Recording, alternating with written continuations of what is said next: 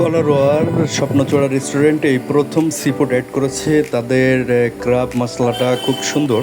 আমরা গিয়েছিলাম আজকে সেখানে। আপনারাও চাইতে পারেন, টেস্ট করতে পারেন। এদের ক্রাব অর্থাৎ কাঁকড়া মশলা খুবই সুন্দর।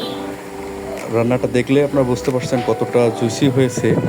সাথে নান রুটি দিয়ে খাইতে খুবই মজা।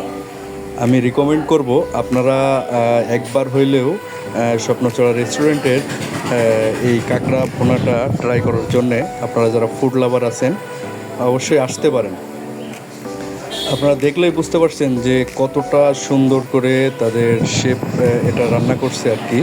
যারা কাঁকড়া লাভার আছেন তারা একটা জিনিস খুব ভালো করে জানেন যে কাঁকড়া আপনার যেটা ফ্রাই করা হয় এটা কক্সবাজারের সমুদ্রের যে কাঁকড়াটা পাওয়া যায় এটা তার জন্য খুবই ভালো, কিন্তু আমাদের লোকালি যেটা আমাদের সুন্দরবনের এলাকা থেকে যে কাঁকড়াটা সংগ্রহ করা হয় এই কাঁকড়াটা ভুনা বা মশলা করলে এটার স্বাদ অন্যরকম।